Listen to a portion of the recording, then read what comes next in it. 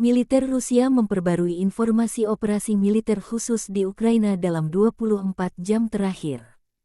Juru bicara militer Rusia Letnan Jenderal Igor Konashenkov pertanggal 5 Januari melansir terjadi kontak senjata di sejumlah titik di arah Donetsk. Dalam operasi ofensif yang sukses, pasukan Rusia menetralisir unit-unit infanteri mekanik ke-110 dan brigade serangan lintas udara ke-79 Angkatan Bersenjata Ukraina. Hingga 60 personel Ukraina, 4 kendaraan tempur lapis baja, dan 5 kendaraan bermotor dieliminasi.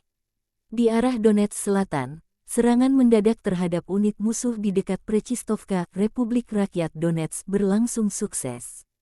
Serangan mengakibatkan eliminasi lebih dari 40 personel Ukraina, 3 kendaraan tempur lapis baja, dan 2 pickup.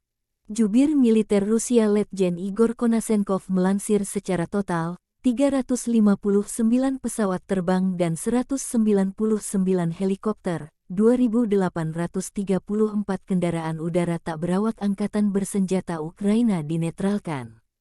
Termasuk 399 sistem rudal pertahanan udara, 7.422 tank dan kendaraan tempur lapis baja lainnya. Juga 971 kendaraan tempur yang dilengkapi dengan MLRS, 3.781 meriam dan mortir artileri lapangan, serta 7.937 unit peralatan khusus dan perangkat keras militer dinetralkan sejak awal operasi khusus.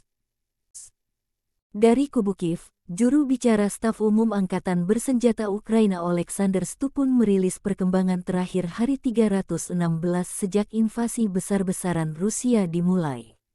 Selama sehari terakhir, penjajah Rusia meluncurkan 3 roket, 13 serangan udara, dan 68 serangan dari sistem salvo roket.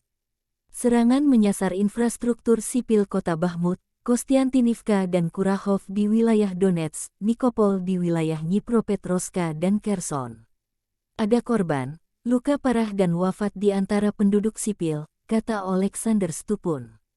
Musuh terus memfokuskan upayanya untuk melakukan serangan ke arah Bakhmut. Rusia kehilangan 810 prajurit dalam sehari terakhir, termasuk 3 tank, 2 kendaraan tempur, 12 unit artileri. Kremlin juga kehilangan 1 jet tempur, 1 helikopter serta 2 kendaraan peluncur roket ganda MLRS. Secara total, militer Rusia kehilangan 109.720 prajurit sejak awal invasi.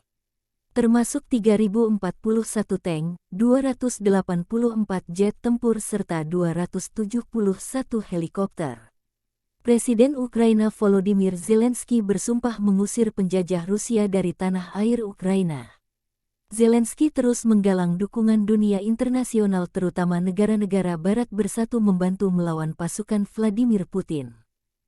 Про найближчі плани держави-терориста. Росії не вдасться приховати у тиші підготовку до нової.